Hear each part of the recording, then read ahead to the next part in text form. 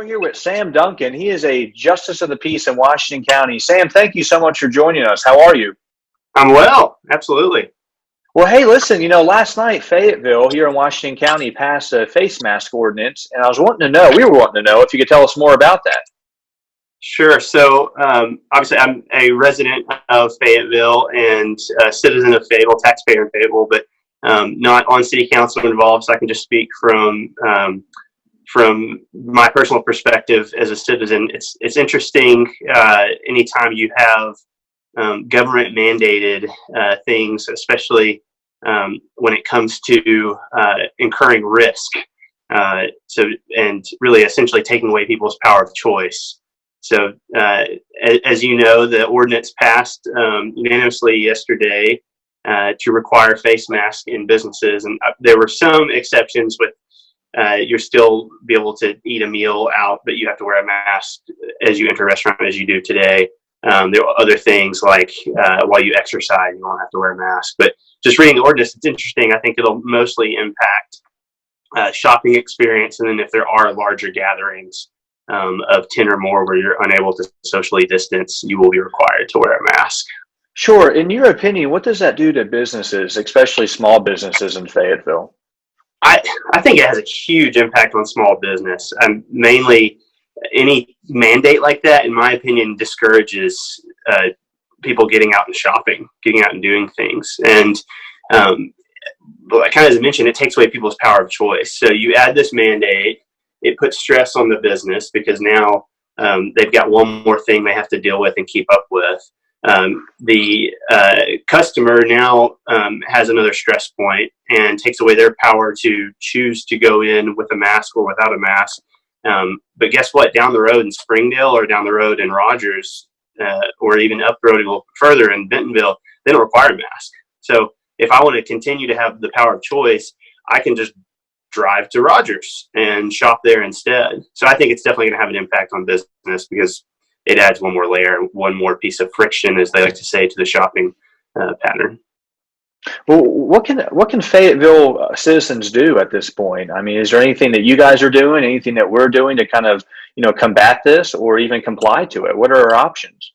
So obviously, city of Fayetteville, I'm a justice of the peace, so it's a little different. We don't have jurisdiction over that. We have over the county. So this is not a county mandate. It's specific to Fayetteville because there's obviously other cities within the county, or other municipalities within Washington County outside of Fayetteville, Springdale being one.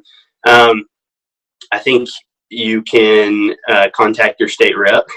They're encouraging a special session to potentially put an end to this. I think the other thing you could do is you could sue the county or sue the city. I'm looking at, as I look at my screen here, to quote Fayetteville Flyer, Fayetteville City Attorney Kit Williams interjected and said it's unclear whether municipalities can require the use of masks in Arkansas.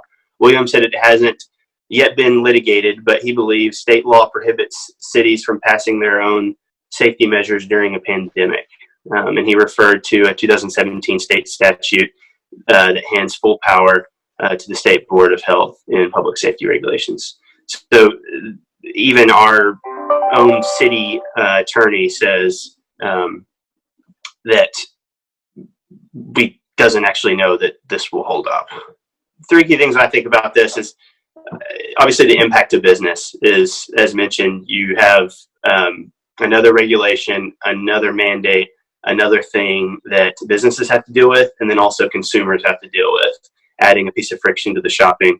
Second piece to me is it takes away citizens' power of choice. So I know the example has been used a lot lately of taking calculated risk, and that's something that's part of life, right? So if I were to decide to get in my vehicle and drive somewhere, that's a calculated risk because I could get an accident, someone else could get hurt, I could have a rock hit my windshield, I could get a flat tire. All these things are possible negative outcomes, but it's a risk that I'm willing to take because I believe that getting my vehicle and driving somewhere is worth that risk. So to me, this is the same thing. It's forcing a mandate on someone and taking away that power of choice and takes away someone's ability to say, I want to take a calculated risk. So, for example, I know of like pregnant women right now are being very cautious, and probably as they should be, and they're maybe taking less risk on because they have not just their life, but a child's life to worry about as well. And so if they get sick, we don't know what the real impact could be of pregnant women getting COVID. So they choose maybe not to go out to stores. They choose maybe to have their groceries delivered, and maybe shop online and do other things instead of incurring that risk. But guess what? That's a calculated risk they get to take. I or someone else might have a different perspective and might choose to take on the calculated risk of going to academy sports or going to the grocery store or going to insert any local business, because that's a risk that I choose. And I think the power of choice is so important. When you take that away, that's a freedom, our freedom to choose. And that's the part that scares me, is what will they take away next? If now you take away someone's ability to choose to wear or not wear a mask, what else can be done? And then the third thing that scares me about this particular ordinance is that the ordinance earmarks $100,000 for this. And they outlined within the ordinance a couple things they could spend the money on. So one is distributing masks, which I guess that makes sense. If you're going to require businesses to require masks, then that's an increased cost for the business. So you should probably help them with that. The other piece with that is they're going to have a hotline that you can call in if you see someone not wearing a mask. So it's enforcement. And so to me, it just seems like a big waste of money. Like, where does this $100,000 come from?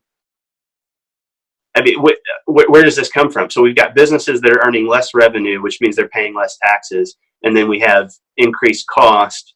And now we're going to throw $100,000 at something that may or may not actually protect you.